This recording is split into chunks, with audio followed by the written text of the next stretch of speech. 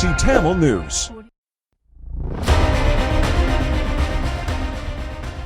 டிபிசியின் தலைப்புச் செய்திகள். தேர்தல் வேட்பாளருக்கு இடையிலான விவாதம் ஒன்றை ஏற்பாடு செய்ய முயற்சிகளில் மார்ச் 12 இயக்கம் இறங்கியிருக்கிறது. ஒரு வாக்காளருக்கு 109 ரூபாய் என்ற அடிப்படையில் செலவு செய்ய முடியும் என்று தேர்தல்கள் ஆணைக்குழு உச்சவரம்பை விதித்திருக்கிறது. ஆலோசகர்களை நியமித்த ஜனாதிபதியின் செயல் தேர்தல் சட்டங்களை நேரடியாக மீறியிருக்கிறது என்று அனுரகுமார திசாநாயக்க கூறியுள்ளார்.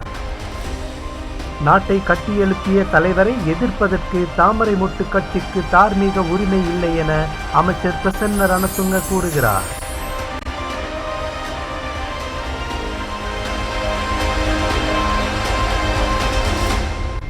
வணக்கம். நீங்கள் இணைந்திருப்பது டிபிசியின் மாலை தமிழ் செய்திகளுடன். இனி விரிவான செய்திகளை பார்ப்போம். இலங்கையின் தேர்தல் வரலாற்றில் முதல் தடவையாக ஜனாதிபதி தேர்தல் வேட்பாளர்களுக்கு இடையிலான விவாதம் ஒன்றை ஏற்பாடு செய்ய முயற்சிகளில் மார்ச் 12 இயக்கம் இறங்கியிருக்கிறது.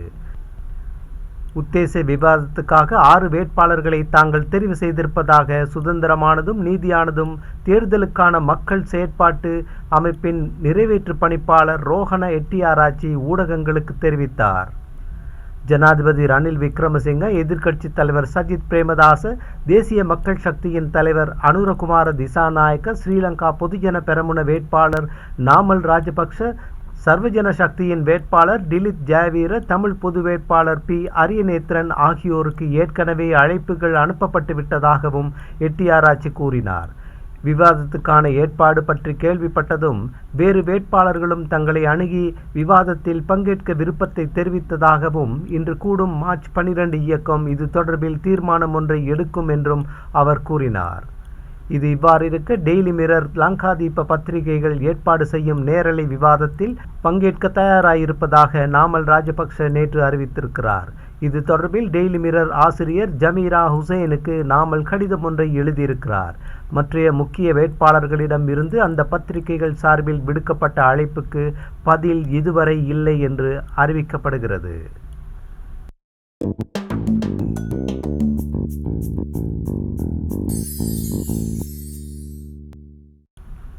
ஜனாதிபதி தேர்தல் பிரச்சாரங்களின் போது ஒரு வேட்பாளர் ஒரு வாக்காளருக்கு 109 ரூபாய் என்ற அடிப்படையில் செலவு செய்ய முடியும் என்று தேர்தல்கள் ஆணைக்குழு உச்சவரம்பு விதித்திருக்கிறது.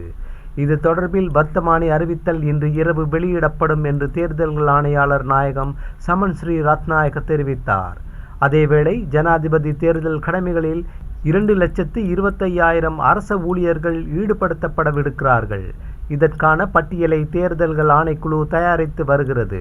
நாடு பூராவும் 13,000 வாக்களிப்பு நிலையங்களில் வாக்குப்பதிவு இடம்பெறவுள்ளதாகவும் சமன் ஸ்ரீ ரத்நாயக்க கூறுகிறார். தபால் மூல வாக்களிப்பு செய்யப்பட்ட 7,36,569 விண்ணப்பங்களில் 24,268 விண்ணப்பங்கள் நிராகரிக்கப்பட்டதாகவும் மொத்தம் 7,12,321 பேர் தபால் மூலம் வாக்களிக்க தகுதி பெற்றிருக்கிறார்கள் என்றும் அவர் கூறினார். 2022 அறகலைய போராட்ட காலத்தில் அரசாங்கத்தை அமைக்க வருமாறு தேசிய மக்கள் சக்தியை அன்றைய ஜனாதிபதி கோட்டாபய ராஜபக்ஷ அழைக்கவில்லை என்று அதன் தலைவர் அனுரகுமார திசாநாயக்க கூறுகிறார். தேசிய மக்கள் சக்தியை அரசாங்கத்தை அமைக்க முன்வருமாறு கோட்டாபய அழைத்ததாகவும் தாங்கள் அதை ஏற்றுக்கொள்ளாமல் பயந்து ஓடியதாகவும் ஜனாதிபதி ரணில் விக்ரமசிங்க கூறி தெரிகிறார். அது அப்பட்டமான பொய். எங்களை கோட்டாபயவோ அல்லது மஹிந்த ராஜபக்ஷவோ அழைக்கவில்லை என்பது விக்ரமசிங்காவுக்கு நன்றாக தெரியும் என்றும் அனுர கூறினார். 2022 மே 12 ஜனாதிபதி கோட்டாபயவுக்கு தேசிய மக்கள் சக்தி கடிதம் ஒன்றை அனுப்பியதாகவும் அந்த கடிதம் கிடைத்தது என்று கூட அவர் அறிவிக்கவில்லை என்று கூறிய அனுரகுமார 2022 ஜூலை 20 இடைக்கால ஜனாதிபதி ஒருவரை தெரிவு செய்வதற்கு பாராளுமன்ற உறுப்பினர்களுக்கு சந்தர்ப்பம் வழங்கப்பட்டது. நானும் அதில் போட்டியிட்டேன். நாங்கள் அரசாங்கத்தை பொறுப்பேற்க வேண்டும் என்று ராஜபக்ஷாக்கள் விரும்பியிருந்தால் அவர்கள் எனக்கு வாக்களித்திருக்க முடியும். ஏன் அவர்கள் அவ்வாறு செய்யவில்லை என்று தேசிய மக்கள் சக்தியின் தலைவர் கேள்வி எழுப்பினார். அண்மையில் உயர் நீதிமன்ற தீர்ப்பை அடுத்து பாராளுமன்ற உறுப்பினர் பதவியை இழந்ததை அடுத்து அமைச்சர் பதவிகளை துறந்து ஹரின் பெர்னாண்டோவும் மனுஷ நாணயக்காராவையும் தனது ஆலோசகர்களாக நியமித்த ஜனாதிபதி ரணில் விக்ரமசிங்காவின் செயல் தேர்தல் சட்டங்களை நேரடியாக மீறியிருக்கிறது என்று அனுரகுமார திசாநாயக்க குற்றம் சாட்டியிருக்கிறார். நேற்றைய தினம் செய்தியாளர்கள் மாநாட்டில் உரையாற்றிய அனுரகுமார அந்த இரு நியமனங்களையும் தேர்தல்கள் ஆணைக்குழு அண்மையில் வெளியிட்ட சுற்று நிருபத்தின் அடிப்படையில் மிகவும் தெளிவான தேர்தல் சட்ட மீறல்களாகும். அந்த சுற்று நிருபம் புதிய நியமனங்களை தடுக்கிறது. பெர்னாண்டோவும் நாணயக்காரவும் அவர்களின் பொறுப்பில் முன்னிருந்த அமைச்சுக்களுக்கான ஜனாதிபதியின் ஆலோசகர்களாகவே நியமிக்கப்பட்டிருக்கிறார்கள். அதனால் அவர்கள் அந்த அமைச்சுக்களின் செயற்பாடுகளில் தலையிட முடியும் என்று குறிப்பிட்டார்.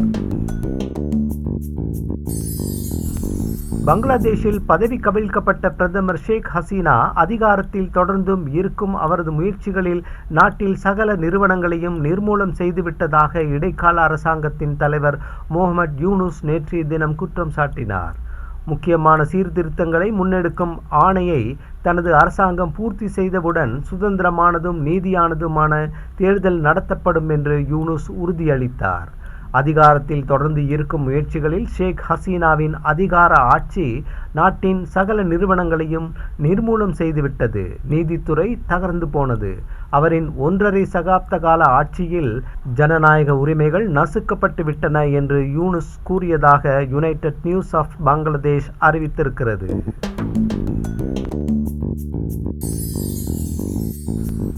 ஜனாதிபதி தேர்தலில் ஐக்கிய மக்கள் சக்தியின் தலைவர் சஜித் பிரேமதாசவை ஆதரிக்கும் ஸ்ரீலங்கா முஸ்லிம் காங்கிரஸ் உயர்பீடத்தின் ஏகமனதான தீர்மானத்துக்கு முரணாக செயற்பட்டு வருவதால் அம்பாறை மாவட்ட பாராளுமன்ற உறுப்பினர் HMM ஹாரிஸை கட்சியின் உயர்பீடத்தில் இருந்தும் பிரதி தலைவர் பதவியிலிருந்தும் இடைநிறுத்துவதாக கட்சியின் செயலாளர் நிசாம் காரியப்பர் கடிதம் மூலம் அறிவித்திருக்கிறார்.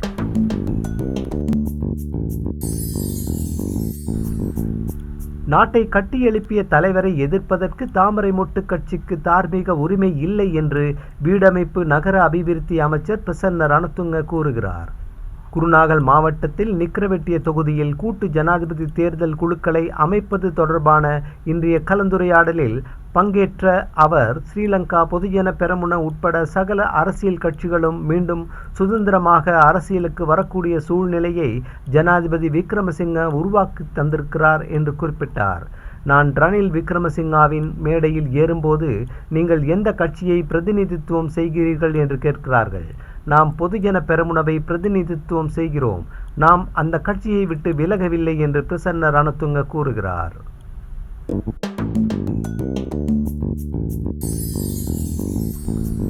ஜனாதிபதி ரணில் விக்ரமசிங்காவை ஆதரிக்கும் ஸ்ரீலங்கா பொதுஜன பெரமுன பாராளுமன்ற உறுப்பினர்கள் சேர்ந்து புதிய அரசியல் கட்சியொன்றை உருவாக்குவது தொடர்பில் இன்று கூடி ஆராய்ந்தனர். எதிர்வரும் ஜனாதிபதி தேர்தலுக்கு பிறகு வரும் எந்த தேர்தலிலும் இந்த புதிய கட்சியின் சார்பில் வேட்பாளர்களை நிறுத்துவதற்கு புதிய கட்சியின் தலைமை பதவியை பிரதமர் தினேஷ் குணவர்த்தனாவுக்கு வழங்கவும் தீர்மானிக்கப்பட்டது.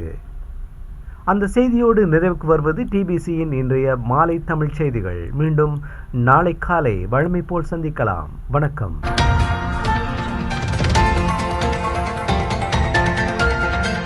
TBC Tamil News.